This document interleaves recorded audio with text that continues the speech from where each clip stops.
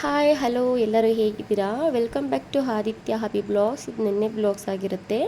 ನಿನ್ನೆ ನಾನು ಮರ್ಗೆಣ್ಸನ್ನ ಬಳಸ್ಕೊಂಡು ಮರ್ಗೆಣ್ಸಲ್ಲಿ ಒಂಥರ ಜೆಲ್ಲಿ ಥರ ಮಾಡ್ಕೊಂಡಿರೋ ಅಂಥದ್ದು ಆ್ಯಂಡ್ ಅದಕ್ಕೆ ರೆಡ್ ಚಿಲ್ಲಿ ಚಿಕನ್ದ ಗ್ರೇವಿ ಥರ ಮಾಡ್ಕೊಂಡಿರೋ ಅಂಥದ್ದು. ಅದು ಅಂತಂದರೆ ತುಂಬ ಟೇಸ್ಟಿಯಾಗಿರುತ್ತೆ. ಇದನ್ನು ಔಟ್ ಆಫ್ ಸೈಡ್ ಅವರು ತುಂಬ ಇಷ್ಟಪಟ್ಟು ತಿನ್ನೋ ಅಂಥದ್ದು. ಅದು ಒಂಥರ ಜೆಲ್ಲಿ ಜೆಲ್ಲಿ ಥರ ಇರುತ್ತೆ. ಅದು ಸಾಂಬಾರ್ಗೆ ಹಾಕ್ಕೊಂಡು ತಿಂತಾಯಿದ್ರೆ ಆ್ಯಕ್ಚುಲಿ ಇದು ನಾನ್ ವೆಜ್ ಸಾಂಬಾರಿಗೇ ತುಂಬ ಚೆನ್ನಾಗಿ ತಿನ್ನೋದಕ್ಕೆ ಟೇಸ್ಟಿಯಾಗಿರುತ್ತೆ. ಆ್ಯಂಡ್ ಇದು ಚಿಲ್ಲಿ ಬೇರೆ ಇದೆಯಲ್ಲ, ಮತ್ತು ಬೆಳಿಗ್ಗೆ ಹನಿ ಎಲ್ಲ ಬೀಳ್ತಾ ಇರುತ್ತಲ್ಲ, ಸೊ ಆದ್ದರಿಂದ ಈ ರೀತಿ ಮಾಡ್ಕೊಂಡು ತಿಂದರೆ ಸ್ಪೈಸಿಯಾಗಿ ಖಾರವಾಗಿ ಒಂಥರ ಸಖತ್ತಾಗಿರುತ್ತೆ. ನಾನು ಮನೆಯಲ್ಲೇ ಪೌಡ್ರ್ ಮಾಡಿಕೊಂಡು ಮಾಡೋವಂಥದ್ದು. ಮಟನ್ ಮಸಾಲೆನ ಆಗಿರ್ಬೋದು, ಚಿಕನ್ನೇ ಆಗಿರ್ಬೋದು, ಏನೇ ಆದ್ರೂ ಯಾವುದಕ್ಕೆ ಪೌಡ್ರ್ ಹಾಕಬೇಕು ಅಂತಂದರೆ ನಾನು ಈ ಥರ ಪೌಡ್ರನ್ನ ಮನೇಲೇ ಮಾಡ್ಕೊಂಡು ಮಾಡೋ ಅಂಥದ್ದು. ತುಂಬ ಟೇಸ್ಟಾಗಿ ತುಂಬ ಹೆಲ್ದಿಯಾಗೂ ಇರುತ್ತೆ. ನಾನು ಒಂದು ಸಲ ಈ ರೆಸಿಪಿನ ಮನೇಲಿ ಟ್ರೈ ಮಾಡೋಣ ಅಂತ ಹೇಳಿ ನಾನು ಟ್ರೈ ಮಾಡಿರೋ ಅಂಥದ್ದು. ಮೊನ್ನೆ ನಾವು ಆದಿಚುಂಚನಗಿರಿಗೆ ಹೋಗಿದಾಗ ನಾನು ಮರ್ಗೆಣ್ಸನ್ನ ತೊಗೊಂಡು ಬಂದಿದ್ದೆ.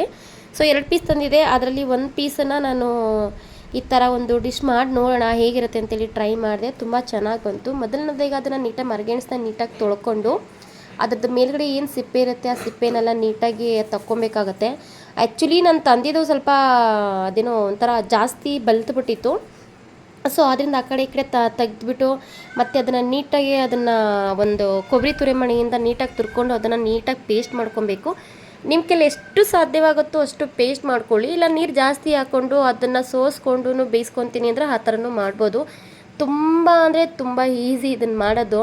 ಹೆಂಗೆ ಅಂತೇಳಿ ಬಿಸಿನೀರು ಕಾಯಿಸ್ದಂಗೆ ಮಾಡ್ಬೋದು. ಈಗ ನಾವು ಏನಾದ್ರು ಬಿಸಿನೀರನ್ನ ಕಾಯೋದಕ್ಕಿಟ್ರೆ ಹೇಗಿರುತ್ತೋ ಆ ರೀತಿ ಬಿಸಿನೀರು ಕಾಯಿಸ್ದಂಗೆ ಮಾಡ್ಕೊಂಬಿಡ್ಬೋದು. ಸೊ ಅದನ್ನೆಲ್ಲ ತುರ್ಕೊಂಡು ರುಬ್ಕೊಂಡು ಮತ್ತು ಅದನ್ನು ಒಂದು ಬಾಣಲಿಗೆ ಹಾಕ್ಕೊಂಡು ಅದಕ್ಕೆ ಕ್ವಾಂಟಿಟಿಗೆ ನಮಗೆ ಅದು ಯಾಕೆಂತಂದರೆ ಬೇಯ್ತಾ ಗಟ್ಟಿ ಆಗುತ್ತಲ್ಲ, ಸೊ ಅದಕ್ಕೆ ಎಷ್ಟು ನೀರು ಬೇಕೋ ಅಷ್ಟು ನೀರು ಹಾಕ್ಕೊಂಡು ಸ್ವಲ್ಪ ಉಪ್ಪು ಹಾಕ್ಕೊಂಡು ಚೆನ್ನಾಗಿ ಕುದಿಸ್ಕೊಬೇಕಾಗತ್ತೆ. ನೋಡಿ ಕುದಿಸ್ತಾ ಆ ರೀತಿ ಜೆಲ್ಲಿ ಥರ ಆಗುತ್ತೆ. ಇದನ್ನು ಜಾಸ್ತಿ ಬೇಯಿಸ್ಕೊಬೇಕು. ತುಂಬ ಅಂದರೆ ತಳ ಹಿಡಿದ್ಬಿಡುತ್ತೆ. ಅಲ್ಲೇ ನಿಂತ್ಕೊಂಡು ಬೇಯಿಸ್ಬೇಕು ಇದನ್ನು. ಮತ್ತು ಇದರಲ್ಲಿ ಮರ್ಗೆಣ್ಸು ಹಪ್ಪಳ ಅಂತ ಮಾಡ್ತಾರೆ. ಮರ್ಗೆಣ್ಸ್ದು ಸಂಡಿಗೆ ಅಂತೆಲ್ಲ ಮಾಡ್ತಾರೆ. ಸ್ವಲ್ಪ ಅಕ್ಕಿಟ್ಟು ಹಾಕಿ ಮುದ್ದೆ ಥರ ಮಾಡಿ ಸಂಡಿಗೆನೂ ಮಾಡ್ಬೋದು. ಇಲ್ಲ ಇದೇ ಕ್ವಾಂಟಿಟಿಲಿ ಇದರಲ್ಲಿ ಮಾಡಿ ಅದನ್ನು ಗಂಜಿ ಥರ ಹಾಕ್ತಾರೆ, ಸಂಡಿಗೆ ಥರ ಆ ಥರನೂ ಹಾಕಿ ಕೂಡ ಮಾಡ್ಕೊಬೋದು. ತುಂಬ ಚೆನ್ನಾಗಿರುತ್ತೆ. ಆ್ಯಂಡ್ ಒಣಗುವಾಗಲೂ ಅಷ್ಟೇ ತುಂಬ ಬೇಗನೆ ಒಣಗೋಗ್ಬಿಡುತ್ತೆ. ಇದಂತೂ ರೆಡಿ ಆಯಿತು. ಇನ್ನು ಕರಿ ಮಾಡ್ಕೊಬೇಕಲ್ಲ, ಚಿಲ್ಲಿ ಕರಿ. ಸೊ ಅದಕ್ಕೋಸ್ಕರ ನಾನು ಇಲ್ಲಿ 3 ಇಂದ 4 ಟೇಬಲ್ ಸ್ಪೂನಷ್ಟು ಧನಿಯಾನ ಹಾಕ್ಕೊತಾ ಇದ್ದೀನಿ. ಅದನ್ನು ನೀಟಾಗಿ ಹುರ್ಕೊಬೇಕಾಗತ್ತೆ. ಯಾಕೆಂದರೆ ನಾನು ಮಟನ್ ಸಾಂಬಾರಿಗೆಲ್ಲ ಆಲ್ಮೋಸ್ಟ್ ನಾನು ಇದೇ ರೀತಿಯೇ ಮಾಡೋದು. ಮನೆಯಲ್ಲೇ ಪೌಡ್ರ್ ಮಾಡ್ಕೊಂಬಿಡ್ತೀನಿ. ಅಲ್ಲೇ ರೆಡಿ ಮಾಡಿ ಅಲ್ಲೇ ಪೌಡ್ರ್ ಮಾಡಿ ಅಲ್ಲೇ ಹಾಕೋವಂಥದ್ದು. ತುಂಬ ಘಮ ಅಂತ ಇರುತ್ತೆ. ಟೇಸ್ಟು ಚೆನ್ನಾಗಿರುತ್ತೆ. ಇದಕ್ಕೆ ಸ್ವಲ್ಪ ಎಳ್ಳು, ಸ್ವಲ್ಪ ಸೋಂಪು ಕಾಳು ಮತ್ತು ಚಕ್ಕೆ, ಲವಂಗ, ನಿಮಗೆ ನಾನಿಲ್ಲಿ ಮಾಡಿರೋದು 1.5 kg ಇದಕ್ಕೆ, ಮತ್ತು ಜೀರಿಗೆ ಮತ್ತು ಕಾಳು ಮೆಣಸು. ಖಾರವಾಗಿ ಬೇಕು ಅಂದರೆ ಕಾಳು ಮೆಣಸನ್ನ ಸ್ವಲ್ಪ ಆ್ಯಡ್ ಮಾಡ್ಕೊಳ್ಳಿ. ಅದು ನಿಮಗೆ ನಿಮಗೆ ಸಂಬಂಧಪಟ್ಟಿದ್ದು. ಕಲ್ಲು 2 ಲವಂಗ ಮತ್ತು 2 ಏಲಕ್ಕಿಕಾಯಿ, ಕಲ್ಲು 2 ಏಲಕ್ಕಿಕಾಯಿ, ಒಂದು ಅರ್ಧ ಸ್ಪೂನಷ್ಟು ಗಸಗಸೆನ ಹಾಕ್ಕೊಂಡಿದ್ದೀನಿ. ಆ್ಯಂಡ್ ಇದಕ್ಕೆ ಪಲಾವ್ ಎಲೆ ಮತ್ತು ಮರಾಠಿ ಮೊಗ್ಗು, ಚಕ್ರ ಮೊಗ್ಗು, ಅದನ್ನು ಮರಾಠಿ ಮೊಗ್ಗನ್ನ ಒಂಚೂರು ಮುರಿದು ಹಾಕ್ಕೊಳ್ಳಿ. ಮತ್ತು ಚಕ್ರ ಮೊಗ್ಗು ಅದೇ ಅನಾನಸ್ ಹೂವು ಮತ್ತು ಪರಂಗಿ ಹೂವು ಅಂತ ಹೇಳ್ತಾರಲ್ಲ ಅದು, ಮತ್ತು ಖಾರ ಮೆಣಸಿನ್ಕಾಯಿ, ಬ್ಯಾಡಗೆ ಮೆಣಸಿನ್ಕಾಯಿ ಇಷ್ಟನ್ನು ಹಾಕ್ಕೊಂಡು ನೀಟಾಗಿ ಲೋ ಫ್ಲೇಮಲ್ಲಿ ನೀಟಾಗಿ ಹುರ್ಕೊಂಡ್ರೆ ಅದು ಹುರಿತಾ ಇದ್ದಾಗ ಘಮ ಅಂತ ಸ್ಮೆಲ್ ಬರ್ತಾ ಇರುತ್ತೆ. ಅಷ್ಟು ಗಮ್ಮಂತ ಇರುತ್ತೆ. ಏನಪ್ಪ ಇದು ಎಳ್ಳೆಲ್ಲ ಹಾಕಿದ್ದಾರೆ, ನಿಜವೂ ಚೆನ್ನಾಗಿರುತ್ತಾ? ಮಟನ್ ಸಾರಿಗೆ ಯಾರಾದರೂ ಮಟನ್ ಚಿಕನ್ ಸಾಂಬಾರ್ಗೆ ಯಾರಾದರೂ ಎಳ್ಳಾಕ್ತಾರಾ, ನಾನ್ ವೆಜ್ಗೆ ಎಳ್ಳಾಕ್ತಾರಾ ಅಂತ ಅನ್ಕೊತೀರಾ ಅಂತ ನನಗೆ ಗೊತ್ತು. ಹಂಗೆ ಅನ್ಕೊಳಕ್ಕೆ ಹೋಗ್ಬೇಡಿ. ಒಂದು ಸಲ ಫಸ್ಟ್ ನೀವು ಟ್ರೈ ಮಾಡಿ, ಸಖತ್ತಾಗಿರುತ್ತೆ. ಮತ್ತು ಸ್ವಲ್ಪ ಜಾಕಾಯಿ ಪುಡಿನ ಹಾಕ್ಕೊಳ್ಳಿ. ಅದಕ್ಕೆ ತುಂಬ ಟೇಸ್ಟ್ ಆಗಿರುತ್ತೆ. ಒಂದು ಸಲ ಟ್ರೈ ಮಾಡಿ. ಮತ್ತು ಅದೇ ಪಾನ ಇಟ್ಕೊಂಡು ಅದೇ ಪಾನ್ಗೆ ಸ್ವಲ್ಪ ಎಣ್ಣೆ ಹಾಕ್ಕೊಂಡಿದ್ದೀನಿ. ಎಣ್ಣೆ ಹಾಕ್ಕೊಂಡು ಮತ್ತು ಇದಕ್ಕೆ ನಾನು ಅರಿಶಿನ ಈರುಳ್ಳಿ ಬೇಕಲ್ಲ, ಸೊ ಇದಕ್ಕೆ ಸ್ವಲ್ಪ ಈರುಳ್ಳಿನ ಹಾಕಿ ಈರುಳ್ಳಿನೂ ಅಷ್ಟೇ ನೀಟಾಗಿ ಫ್ರೈ ಮಾಡ್ಕೊತಾ ಇದ್ದೀನಿ. ಅದು ಸಾಂಬಾರು ಪೌಡ್ರಿಗೆ ಅಂತ ರೆಡಿ ಮಾಡ್ಕೊಂಡಿದ್ದೀನಿ. ಅದನ್ನು ಹುರ್ಕೊಂಡು ಎತ್ತಿಕೊಂಡು ಅದು ರೆಡಿ ಆಗುತ್ತೆ. ಅದನ್ನು ಸಾಂಬಾರು ಪೌಡ್ರ್ ಮಾಡಿ ಎತ್ತಿಕೊಂಡಿದ್ದೀನಿ. ನಾನು ಅದನ್ನು ಮಾಡಿಕೊಂಡ್ರೆ ಅದು ಪೌಡ್ರ್ ರೆಡಿ ಆಗುತ್ತೆ. ಸೊ ನಾನಿಲ್ಲಿ ಈರುಳ್ಳಿನೂ ಅದೇ ರೀತಿ ನೀಟಾಗಿ ಫ್ರೈ ಮಾಡ್ಕೊತಾ ಇದ್ದೀನಿ. ಯಾಕೆಂದರೆ ಫ್ರೈ ಮಾಡೋದ್ರಿಂದ ಬೇಗ ಕುಕ್ ಆಗುತ್ತೆ. ನಾನು ಯಾವಾಗಲೂ ನಿಮ್ಗೆ ಅದನ್ನೇ ಹೇಳೋದು. ಮತ್ತು 1 ಇಂಚಷ್ಟು ಶುಂಠಿನ ಹಾಕ್ಕೊಂಡಿದ್ದೀನಿ. ಇದಕ್ಕೆ ಟೇಸ್ಟ್ಗೆ ಯಾವುದೇ ನಾನ್ ವೆಜ್ ಸಾಂಬಾರಾದ್ರೂ 1, 2, 3 ಅಂತ ಹಸಿಮೆಣಸಿನ್ಕಾಯಿ ಹಾಕಿದ್ರೆ ಅದೊಂಥರ ಟೇಸ್ಟ್ ಚೆನ್ನಾಗಿರುತ್ತೆ. ಸೊ ಟೇಸ್ಟ್ಗೋಸ್ಕರ ನಾನು ಆಲ್ರೆಡಿ ಸ್ಪೈಸೀಸ್ನ ಜಾಸ್ತಿ ಹಾಕ್ಬಿಟ್ಟಿದ್ದೀನಿ. ಅದರಲ್ಲಿ ಟೇಸ್ಟ್ಗೋಸ್ಕರ 4 ಹಸಿಮೆಣಸಿನ್ಕಾಯಿ, 1 ಗೆಂಡೆ ಬೆಳ್ಳುಳ್ಳಿನ ಹಾಕ್ಕೊಂಡು ಕೊತ್ತಂಬರಿ ಮತ್ತು ಪುದೀನನ ಹಾಕ್ಕೊಂಡು ಫ್ರೈ ಮಾಡಿಕೊಂಡ್ರೆ ಮುಗ್ದೋಗುತ್ತೆ. ಇದ್ರದ್ದು ಮಸಾಲೆ ರೆಡಿ ಆಗುತ್ತೆ. ಇದಕ್ಕೆ ಇಷ್ಟೇ ಹಾಕೋದು. ಇದರೊಳಗೆ ಚಕ್ಕೆ ಲವಂಗ ಎಲ್ಲ ನಾನು ಏನೂ ಹಾಕಿಲ್ಲ. ಇದಕ್ಕೆ ಅರಿಶಿನ ಈರುಳ್ಳಿಗೆ ಚಕ್ಕೆ ಲವಂಗ ಎಲ್ಲ ಹಾಕಿರ್ತಾರೆ.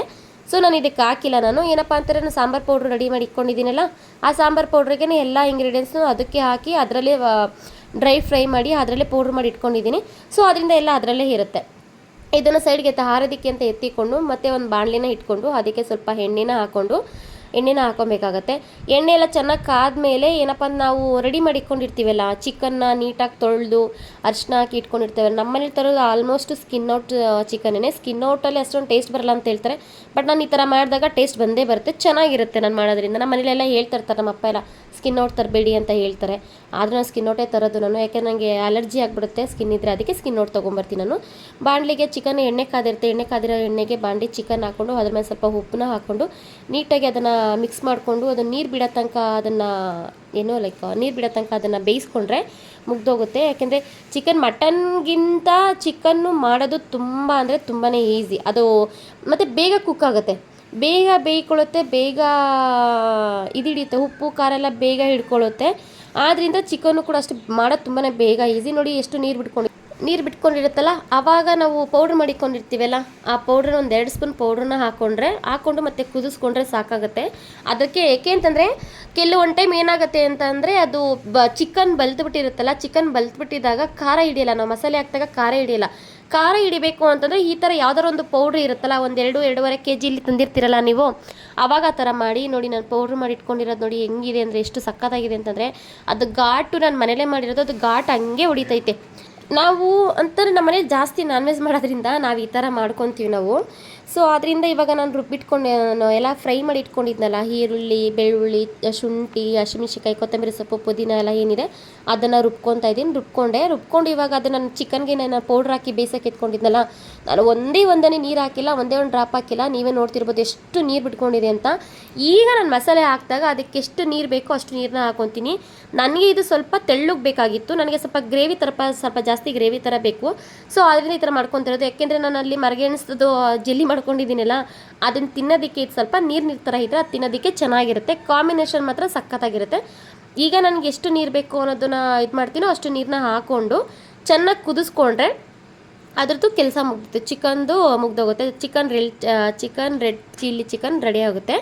ಸೊ ಇದಕ್ಕೆ ಇವಾಗ ನಾನು ಪೌಡ್ರ್ ಮಾಡಿ ಇಟ್ಕೊಂಡಿದ್ದೀನಲ್ಲ, ಆ ಪೌಡ್ರನ್ನು ಅದಕ್ಕೆ 2 ಸ್ಪೂನ್ ಹಾಕ್ಕೊತಾ ಇದ್ದೀನಿ.